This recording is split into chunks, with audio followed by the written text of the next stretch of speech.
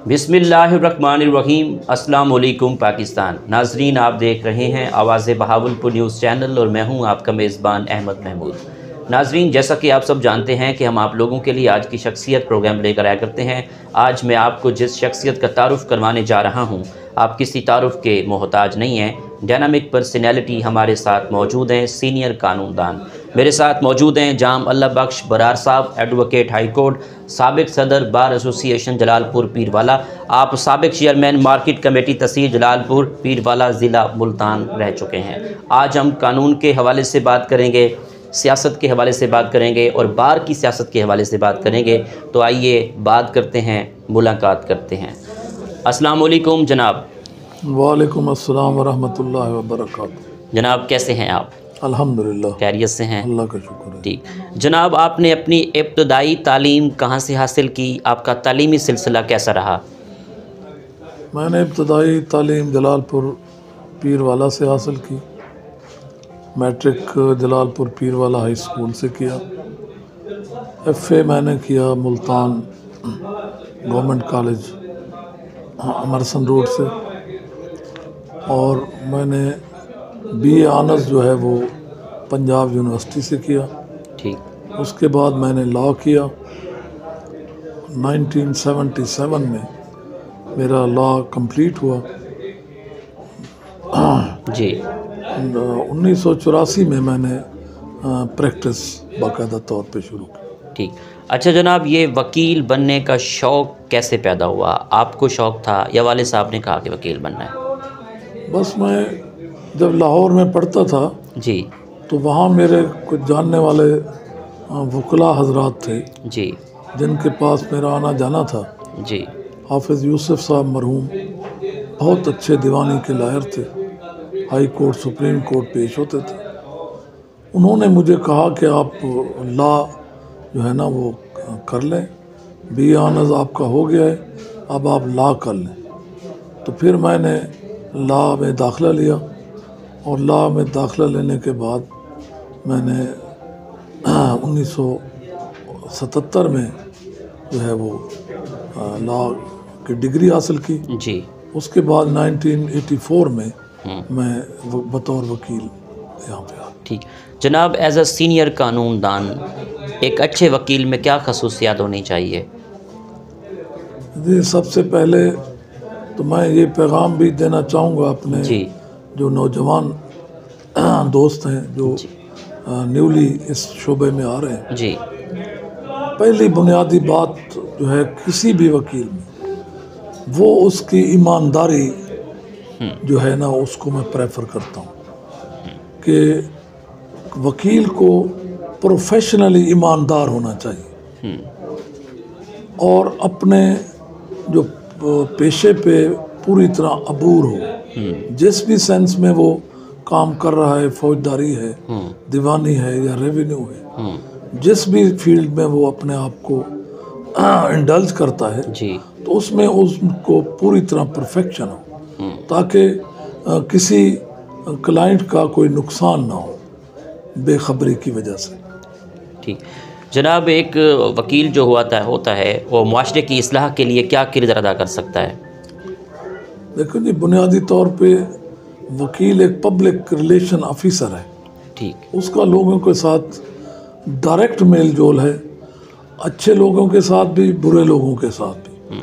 तो मैं समझता हूँ कि अगर आप इस प्रोफेशन के ज़रिए जो लोग गलत लाइन पे चढ़े हुए हैं उनको आप अगर थोड़ा बहुत ट्यूट करें और उनको उस रास्ते से हटा ले जाएं, तो मैं समझता हूँ इससे बड़ा कोई ऐसे सवाब का काम और कोई नहीं। ठीक। पाकिस्तान में इंसाफ की फरहमी को बेहतर करने के लिए एज अ सीनियर कानूनदान आपकी क्या तजवीज़ है? देखिए जी, कानून तो वैसे जो अंग्रेज़ के दौर से आ रहा है उसमें कोई तब्दीली नहीं हुई। 1876 में एक कानून बना और आज 2023 है, तो ये इतने अरसे के बाद माहौल ही बदल गया है, दुनिया बदल गई है, लेकिन हमारा जो अदालती निज़ाम है वो उसी पे डिपेंड कर रहा है। मैं समझता हूँ कि इसको जदीद दौर के तकाज़ों के मुताबिक अमेंड होना चाहिए और उसके मुताबिक जो है वो जजेस जो हैं वो फैसले करें और मेरिट पे करें और जल्द अज जल्द लोगों को इंसाफ दें। ठीक। जनाब, जब आप सदर बार एसोसिएशन जलालपुर पीर वाला रहे हैं तो आपने अब अपने दौर में इस बार को लेकर क्या क्या डेवलपमेंट करवाई? सबसे पहले मैंने कोशिश ये की, बल्कि मैंने सदारत जो इलेक्शन लड़ा, मेरा शौक़ नहीं था, आज भी कोई शौक़ नहीं है। मेरा उस वक़्त ये ख्याल था कि यहाँ हमारे पास सेशन डिवीज़न डिक्लेयर नहीं हुआ था। 17 साल हो गए थे हमारी तहसील को बने हुए, और नौजवान दोस्त जो यहाँ पे प्रैक्टिस में आए हुए थे, तो यहाँ सिर्फ 2 अदालतें होती थीं। उन अदालतों के बलबूते पे वो सारे वो करते थे, लेकिन उसका उनको कोई प्रॉपरली नफ़ा नहीं मिलता था। ठीक। तो मैंने सदर बनते ही पहला काम यही किया कि चीफ जस्टिस साहब पंजाब लाहौर से मुलाकात की। ठीक। और जिसमें चौधरी मोहम्मद असलम संधू जो हमारे पंजाब बार के उस वक्त के मेंबर थे, ठीक। उन्होंने हमारी विहाड़ी से उनका ताल्लुक़ है, उन्होंने हमारी मुआवनत की और उसमें उन्होंने बड़ा रोल प्ले किया और चीफ साहब ने कमाल मेहरबानी करते हुए हमें सेशन डिवीज़न डिक्लेयर कर दिया। उसके बाद हमारी कचहरी जो है वो कंप्लीट हो गई और दोस्त भी उसमें और इलाके के लोगों को भी बहुत नफ़ा और फ़ायदा हुआ। ठीक। उसके अलावा जी ना तो यहाँ बिजली थी, ठीक है, और ना ही गलियाँ थी, बहुत नीचे गड्ढे पड़े हुए थे। अच्छा। जब बारिश होती थी तो फिर बड़ी मुश्किलात का सामना था। अच्छा। मैंने अल्हम्दुलिल्लाह 3 माह के अंदर यहाँ बिजली नस्ब करवाई। ठीक। और विदिन 6 मंथ अल्हम्दुलिल्लाह मैंने अपनी कचहरी में मेटल रोड्स और ये दूसरी गलियाँ जो है ना वो टफ टाइल की बनवाई, और इसमें हमारी कचहरी की खूबसूरती जो है ना वो निखर कर सामने आ गई। ठीक। अच्छा जनाब, ये जलालपुर पीर वाला बार एसोसिएशन के क्या मसाइल हैं जिन पे आपका फोकस हो कि इनको हल होना चाहिए? देखिए जी, मसाइल बनते भी हैं और उनको हल भी किया जाता है। जो हमारी नई इंतज़ामिया आती है जी, माशाल्लाह लोग अच्छे अच्छे मुंतखब हुए हैं। पिछले दिनों मलिक नासिर अब्बास कांजी साहब एडवोकेट थे, जिन्होंने अपनी काविशों से यहाँ जो है वो मुहाफ़िज़ खाना की मंजूरी ली, जिसके लिए हमें अपनी नकूलात के लिए मुल्तान जाना पड़ता था लोगों को, तो वो नकलें अब हमें यहीं दस्तयाब हो गई। बिल्डिंग बन चुकी है अल्हम्दुलिल्लाह। ये एक बहुत देरीना मसला था और मुश्किल थी लोगों के लिए, वो भी हल हो गई है। मस्जिद नहीं थी, मस्जिद जो है ना वो बनवाई। मेरे दौर में जो है वो बार रूम भी जो है वो बना, जो पहले बार रूम नहीं था। ठीक। तो अब जैसे जैसे मसाइल कुछ हैं, कुछ नए दोस्त आ गए हैं, उनके लिए चैम्बर्स का मसला है, सरकारी रकबा पड़ा है, उसके लिए हर आने वाली जो इंतज़ामिया है वो कोशिश करती रहती है। इंशाल्लाह वो भी हल हो जाएगा। लेकिन सबसे बुनियादी मसला आप देखते हैं कि जहाँ भी आप जाएंगे वकला की कॉलोनी का मसला आपके दरपेश होगा। ठीक। तो लोग मुतालबा भी करते हैं, गवर्नमेंट के रकबे भी पड़े हैं, जिसके लिए वकला उसकी पेमेंट भी देने को तैयार है, लेकिन लोग वैसे कब्जे कर लेते हैं, उनको तो पटवारी के कहने पे बिठा दिया जाता है। लेकिन वकला जो इस अजीम पेशे से मुताल्लिक हैं, जिनकी अगर एक कॉलोनी अलहदा तजवीज़ हो जाए और वो वहाँ पे अपने बच्चों के साथ रहें, तो ज़ाहिर है उसमें उन लोगों का बहुत नफ़ा भी है और सहूलत भी है, और उसमें उनकी जो पेशा वाराना सलाहियत है उसमें भी इजाफ़ा होगा। लेकिन गवर्नमेंट जो है ना वो इस मामले पे कोई तवज्जो नहीं दे रही। ठीक। जनाब, सूबा बहावलपुर या मुल्तान, आप क्या राय रखते हैं? जो भी हो ठीक है। सराइकी में कहते हैं भी असा चोर घारी वाणे सात घारी वाणे। बहावलपुर सूबा होवे तां ही सारे अखी दे, ते मुल्तान होवे तो तां ही सारे अखी दे। साकू ई मामले कोई टेंशन नहीं कि असां सूबे की कोई डेस्टिनेशन अलहदा बनो। आया बढ़ना चाहिए सूबा साढ़े सराइकी वसेब वास्ते इंतहाई लाजिम है कि असा को जड़े हकूक असा लाहौर वन के कंपीट नहीं कर सकते, वो सारे बच्चों को सारे दोस्तों को वो इतना ही मिल वजन तो ई को बड़ा नफ़ा कोई कह नहीं। और हमेशा ये तहरीक चलदा भी हैं और वो फ़ायदे वास्ते होंगे। अच्छा लोग या अरबाब इक़्तिदार कोई अपने मसाइल को या कोई ज़ाती ही को वो नहीं बना दे, तो मैं समझदा उन्हें कोई चाहिए कि इन उत्ते सोच विचार करें कि जितनी इंतज़ामी यूनिट छोटा होंगे उतना मसाइल घट थींदन और उतना लोगों की सहूलत बहुत ज़्यादा थींदी।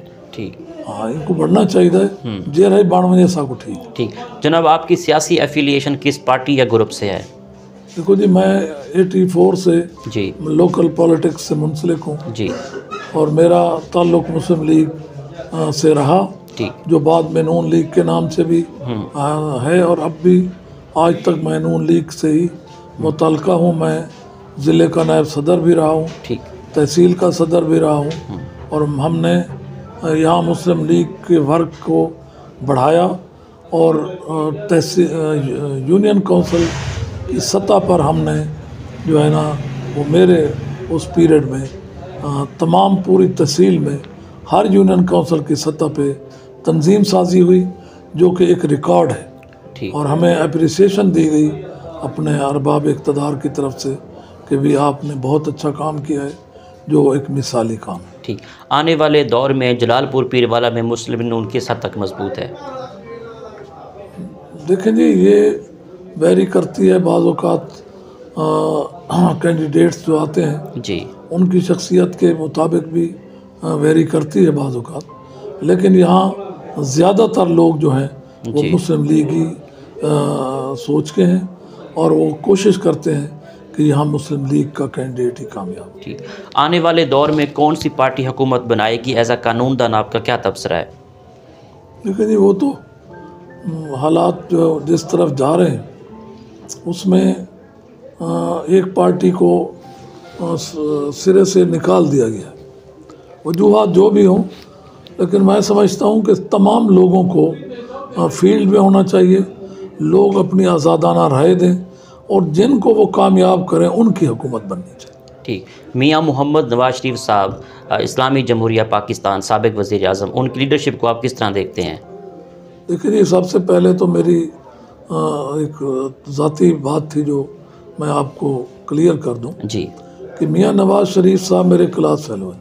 अच्छा, हमने लॉ इकट्ठे किया है। अच्छा, माशाल्लाह। तो मैं तो समझता हूँ कि वो बड़े साधु किस्म के लोग हैं, अच्छे लोग हैं और उनके दौर में कम से कम करप्शन जो है वो बहुत कलील होती है, जो कि अब इस दौर में इंतहा पे है और अल्लाह की नाराज़गी भी इसी वजह से आ रही है हम पे।